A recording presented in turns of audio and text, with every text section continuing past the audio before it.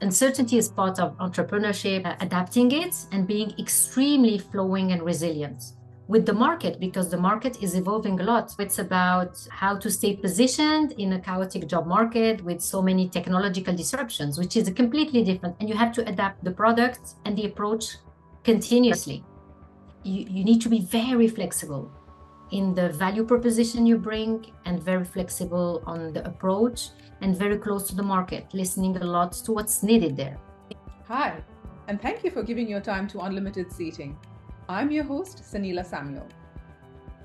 Through these conversations, Unlimited Seating aims to inspire, educate, and build a community that promotes and celebrates inclusion and diversity in a world where female leaders are still an exception and not the norm.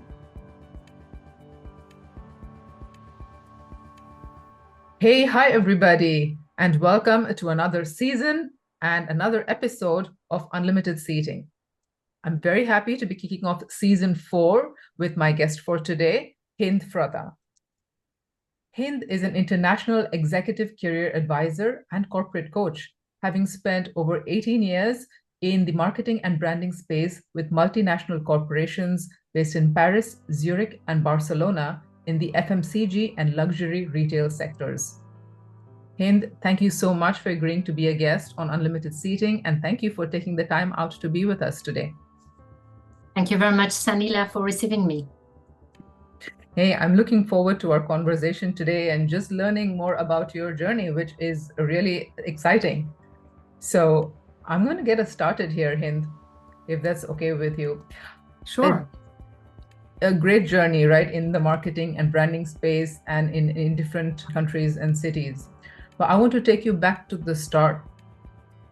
Can you share with us a bit about before you embarked on this exciting journey, right? Growing up, what was it like? Who were your role models, and how did you decide this is where you want to start your career? I would love to know more. Okay, big questions. I'm going to start from the beginning. So I grew up, I was born in Casablanca, Morocco, and I grew up in Morocco till 18.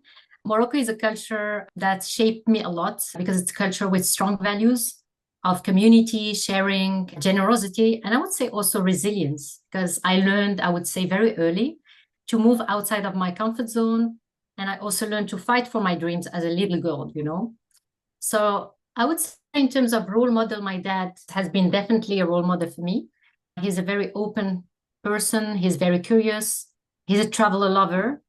And I think he's been always like a hunger of learning, meeting new cultures. And I think he's been contagious, you know, for me on this aspect, because I see a lot of me in this aspect. And I think that since very young, I inherited this strong curiosity, this openness, and this sensitivity for everything related to human. I would say I've always been fascinated by people's details, like always observing what creates impact, you know, people's wise, trying always to observe people's behaviors. So it's something that, yeah, would definitely defines me. And of course, I nourished it over time with my own interests through traveling, reading, living in international environments. It has shaped me a lot. I've been living outside of Morocco for more than 25 years now, and always still love to get in touch with people from different cultures and different backgrounds. I'm very passionate about the differences. So I would say, fall in love with everything that is different, because for me, this is something new, you know, in front of me. And I always try to bring it up and create something out of it. And this is what I'm doing actually in executive coaching today, trying really to make people connect with their difference, probably because I am different, you know, I'm coming from this place of difference. And I've been lucky in somehow, because my dad always empowered me, telling me that what will make me be successful in life is to really embrace my difference and make it big, but not like following others' dreams, but really embracing that difference. And I think that's a huge advice, because that helped me a lot to overcome, you know, and always stay loyal to myself and who I am, and without, you know, dubs on identity stuff, having clarity on who you are and really embracing who you are with all this difference, which what for me is also exciting when I see it in other people, like you, or like Right. probably we're not here by chance, we have such a multicultural and open background.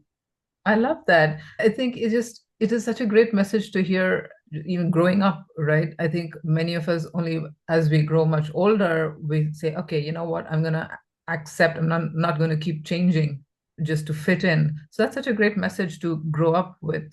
So kudos to your dad and such a great role model to have. And I think that's probably also made you really open to learning, like you said, to understanding other people as well. Schooling and then university or higher education. How did you make those decisions and those choices that set you on the path? I have a it's funny because I had this conversation very recently with some friends that made university choices based on parents' choices. In my case, it's been different because my parents always ask me open questions about what are my interests, what do I love the most, where do I feel more powerful with strengths. And actually, I've been able since my 12, 13 to really choose, at school, the right path.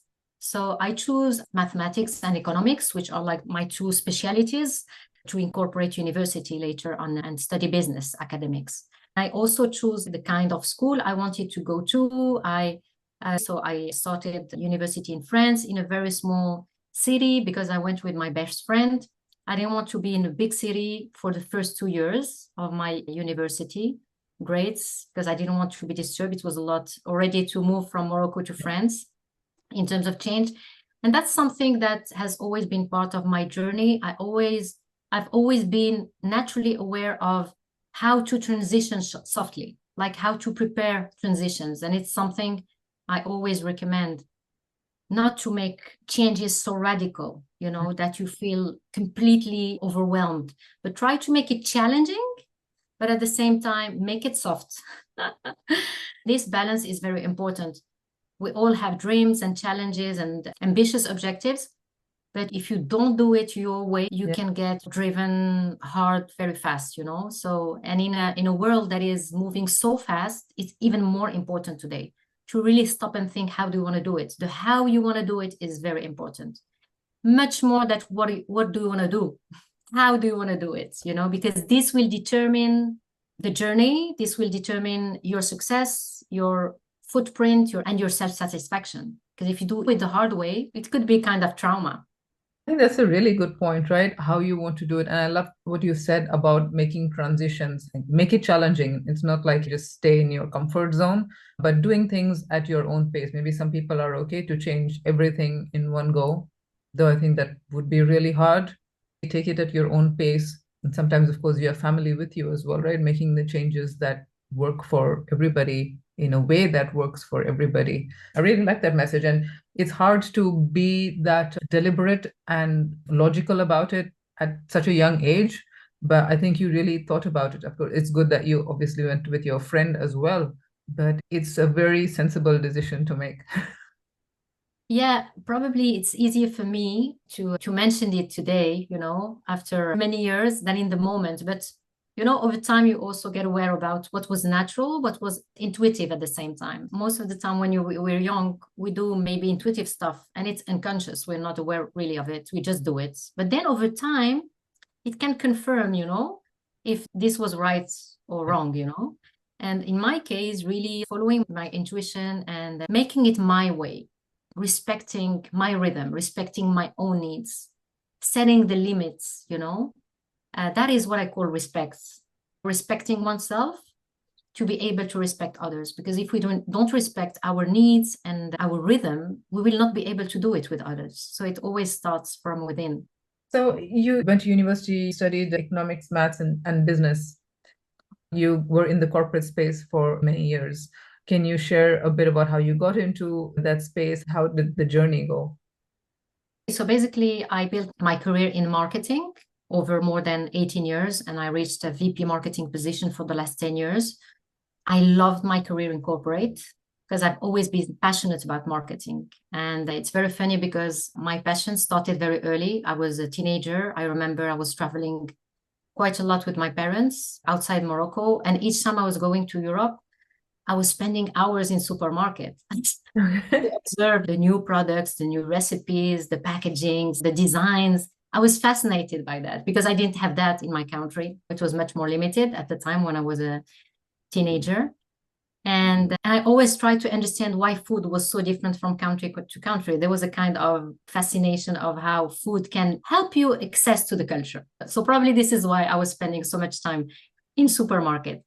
And actually later on, when I started studying business in France, in my first marketing course, I remember I really felt in love, with marketing. It was like, this is exactly what I'm going to do. Before that, I was like appreciating designs and products and innovation, but I couldn't put a word on it. But in that class, I remember this is what I want to do. So have full clarity on it. And I would say that I'm still passionate and about marketing till today. It's a very complete, journey where you have a very good balance between analytics, business analytics, understanding of consumers, creativity.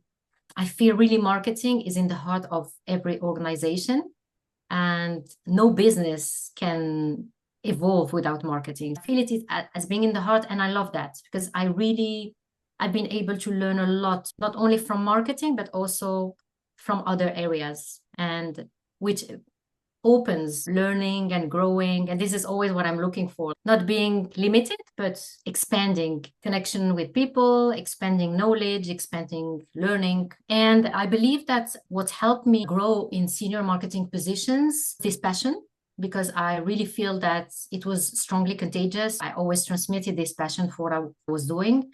And I think another driver for success has been my international and multicultural mindset. I think I made the right choice by building my career in the kind of environment that was fitting my personality. Again, I was not able to phrase it like this, at that time. Going through it. But I was listening to my deep call that I was really feeling comfortable within international environments with diversity of people from different backgrounds, different countries, and always learning from them. I always had this mentality that I want to deliver, but I also want to learn and receive. I think that's very important. Otherwise, if you just give back, you just serve and you don't receive, you don't get nourished back. Right. It creates frustration because it's not win-win. I would say my passion for marketing and my international and multicultural mindset helped me a lot throughout my career and still helping me today because it's loyal to who I am. It's not that I have to fit in or adapt myself or, wear masks. It's really me, it's natural. They are key drivers of my personality. I love that. What I'm hearing is that you kind of stuck to what you enjoyed. And I think you said that's from early on, right? The whole thing about embracing differences, you took that into your career as well. And I think just the interest to learn about people, about products, all of that, I think that's what has stayed with you throughout your career. So I just want to stay for some time on the growth that you had, right? Different roles, different organizations, different cities, and you grew to be VP of marketing within the organization. You stayed there in that position for some time. So from an organizational standpoint, Hind, what advice would you specifically give for someone who's starting out and who wants to get to where you were able to get to in the marketing space? I would say today, because the job market has changed a lot, since 20 years. But I would say for me, the first step is always having clarity on your career vision.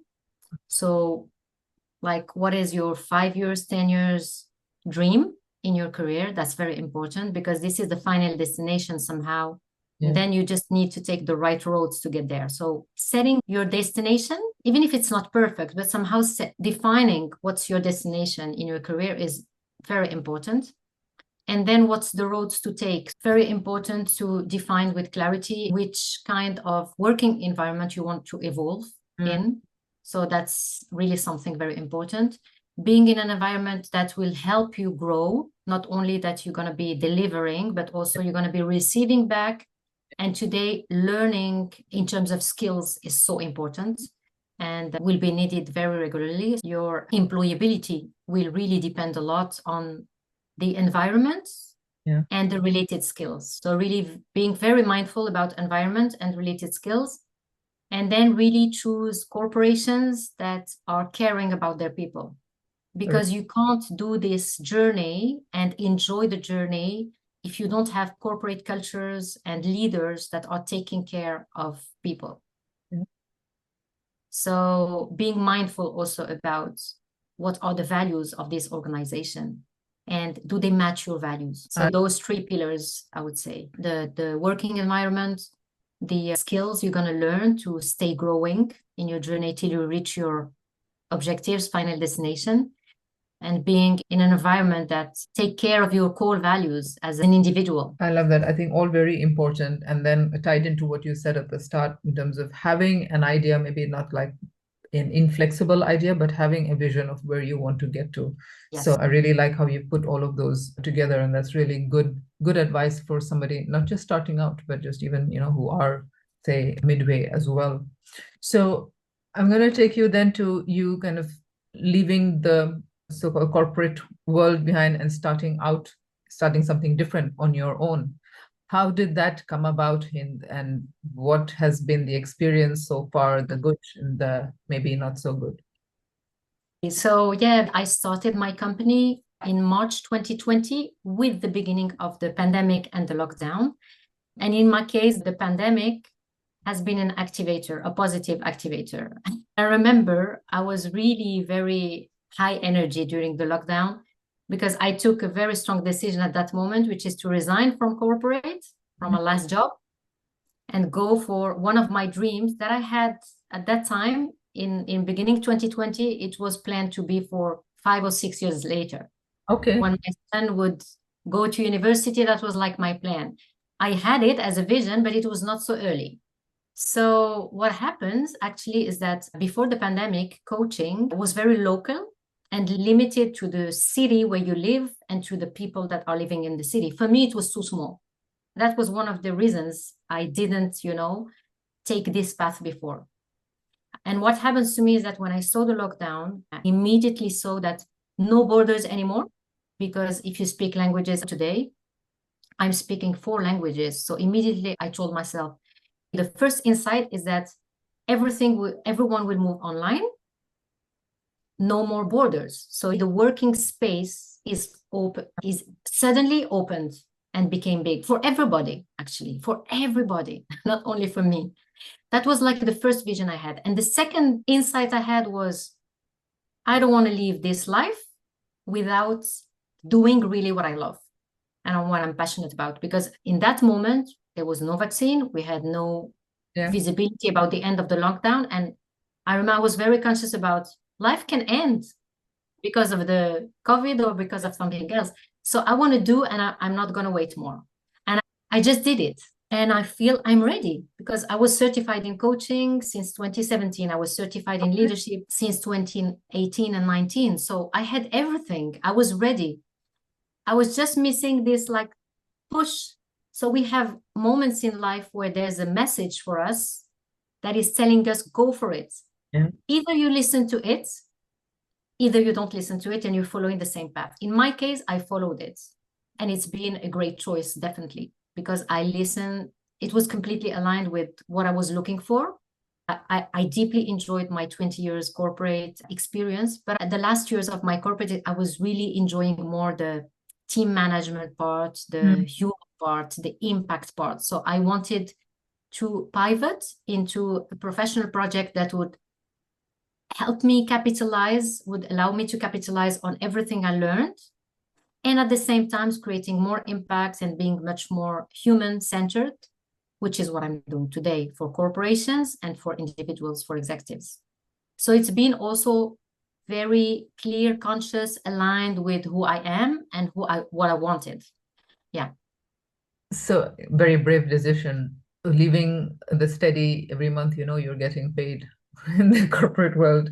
And then you decide to start out on your own. Of course, like you said, it's been a journey of a few years, not an overnight decision that you made. What are some of the tougher points of starting out on your own, right? The tougher aspects and the challenging aspects. And what I always like to learn from my guests are what is like maybe a setback that you had professionally, and how did you get over that? Okay, so I'm gonna be answering about the challenging aspects. Yeah. The first thing that I did when I started like designing and defining which would be Shiftogether, my company of executive career coaching and corporate leadership trainings, was to set commitments with myself. Like this new project I created from scratch, I created for me, and I'm fully accountable for it. So I really listed what I needed. So the commitment with myself. So I remember one of them was I want to practice all my languages. So this is a commitment. I can't lose my languages. It's so important for me. I want to work with people, diversity of people from different countries, gender-wise, all kind of aspects. And I gave myself 2 years. I said to myself, because I'm very realistic, when you start something, you have no clue if it's Yes. going to work or not. So I said to myself, okay, I'm not giving myself 1 year because I feel it's too short, starting from zero at the beginning of the pandemic, where no idea of how things will evolve at that moment. So I told myself realistically, okay, I gave myself 2 years. This is the limit. So if it doesn't work, come back to corporate. So I was very aware and conscious. It was not unrealistic or like just dreaming and going for it. So I had this timing very clear. And I created my business in a way that it matches my own ambition, my own family rhythm as well, which was important for me, still important for me. And also interacting with the people I want to interact with. So it's been very conscious, and in this aspect. That's the positive part. The challenging aspects have been that you have no visibility when you start. Yeah. So except that I had this timeline of 2 years that I fixed to myself, I had no idea how many clients I will get the first month, after 6 months, no idea. You have to trust. So you go through lots of setbacks, emotional setbacks, because before 2020, I was basically in a comfort zone. So I had a fixed salary for many years. My life was very stable. I had control of many things in my life. I had a team working for me. So everything was easy. Even when you are in corporate, you feel you're overwhelmed because you have lots of pressure. But actually, it's easy in a way because everything is defined. Like the pieces of the puzzles are very well set. It's very clear for There's a everybody. safety net, I feel, right? Yes, the rules of the game are very clear as well. Then you accept them or not, but they are clear. When you launch your own business, actually, what is positive after 20 years of experience, that you know exactly what marketing is about, what sales is about, what the strategy is about. So you have like the setup to build your business. So that was, in my case, definitely helping a lot and still helping me today, because I could really understand the connection and how to bring it to my own business. But what was challenging is this uncertainty of how will be this year. I mean, so what I did and what's helped me a lot to really navigate through those emotional setbacks, because I really call them emotional, because then they're not completely real. I always like to say you have objective fears and you have subjective fears. Objective fears are based on realities, like COVID is here, you can get sick, this is objective. Subjective fears is much more driven by an internal fear that is not objective. So when you build your own business, you have lots of subjective fears that pop up basically. So what I did was basically just setting objectives, being very disciplined, and really seeding a lot and trusting that seeding so much and creating value content, being very clear on my positioning, will create impact. But I had to be resilient with the when. This is why, because I gave myself 2 years, which was realistic for my case, it allowed me not to, after 3 months or 6 months, to tell myself, hey, you still have 1 year and a half. And accepting that this new journey is, you have no visibility and you're going to learn from this invisibility. That was like the kind of the first year and a half. And after the second year, I defined a way for me like to navigate this uncertainty, because it's part of the business. Uncertainty is part of entrepreneurship. And that was that I make like an annual assessment and not so short term, like looking at the big picture, year 1, year 2, year 3, and revising the purpose of the company, the objectives of the company, adapting it, and being extremely flowing and resilient with the market, because the market is evolving a lot. It's about how to stay positioned in a chaotic job market with so many technological disruptions, which is a completely different, and you have to adapt the product and the approach continuously. You need to be very flexible in the value proposition you bring, and very flexible on the approach, and very close to the market, listening a lot to what's needed there. You need to be very open-minded, very flexible.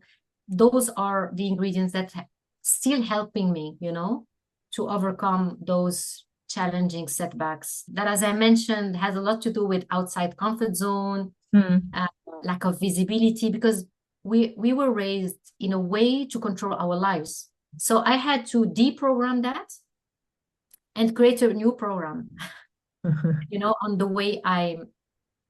way I'm functioning today. I'm functioning very differently from before, and I'm aware of it. And I had to, design it somehow, because there's no guidance in this aspect. I feel that even that, what you said at the start around managing transitions gradually, right? I can see that that's a theme that you've carried here as well, right? You took it piece by piece. So you gave yourself that time, and you said, I like the word you used, seeding, right? Doing the work every day and sticking to it, not getting impatient. Maybe at times you felt like stopping as well. But I think because you set that, a realistic timeline and milestones, it enabled you to keep going. Yeah, and something now that I'm listening to you, I think that I had very balanced KPI to assess my business. So I have the business KPI, and beside that, I have also my personal KPIs, like enjoying the journey, creating impact, which for me, they matter a lot. Okay. So being aware that in our career, we cannot be only driven by business KPIs. We need to be driven by purpose as well. We need to be driven by what makes our energy up, what makes us alive, what makes us joyful. And those KPIs matter, for me at least, what I learned in this journey, as much as the other ones. And I would say even further, if those personal KPIs that provide you with joy, with fulfillment, with purpose, will have a direct positive impact into your business, because you will do it from a place of passion, of joy, and you will transmit it, and people can feel it. I agree. Yeah, I think that's a really good way. And I think it just made me think of an action for myself, having the personal KPIs in addition to the others, financial and all of that.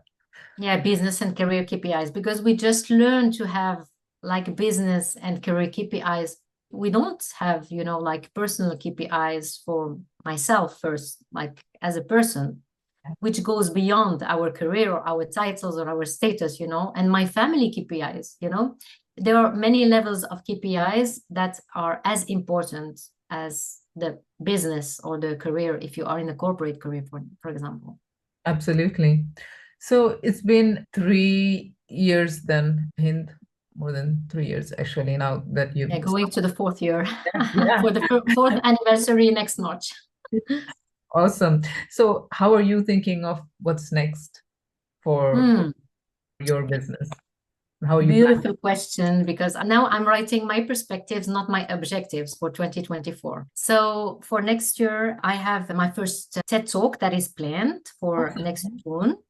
I started writing my first book, and I'm doing more and more conferences internationally. So this is like how my journey is evolving in this moment. I'm still enjoying doing executive career coaching and corporate leadership trainings. And now I want to share even more at a higher scale, and through more international conferences, writing my book, creating also maybe a school of leadership. Some projects are like more advanced, and some others are still dreams, because I like having dreams, and every year I go for one big dream. So this is very important to me. Yeah, to keep dreaming. There's no age for dreaming and no limits, basically. Wow, I have to ask you, Hind, you said you speak 4 languages. So I'm guessing there's English, French, Spanish, and Arabic. Arabic. Wow. Yes. That is really, really cool. I always admire people who can speak multiple languages. It's a skill and a talent that, if you're using in the right way, is a real superpower, which I I know you are. Yeah, I always say that languages is the access to cultures, and the way to create connections is through language. Yeah, So if you speak more than one language, you can create more deep connections with people. Yeah. really. So I asked this question to all my guests, and you said you are writing a book as well. But if you have to summarize your journey to date, right, what would be a book title or theme song that you would pick? Wow, that would be probably enjoy life every day, go for your dreams, and help others grow. Love it. Love it. And I can totally see that in your story and your journey to date. And I think that is definitely going to carry forward as well. I'm looking forward to listening to your TED Talk and to getting a copy of your book as well when it comes out. So thank you so much. Thank you for taking the time out and sharing your journey with us. Thank you very much, Sanila. It's been a great pleasure and more to come. And Of to share course. together. Thank you very much. Thank you.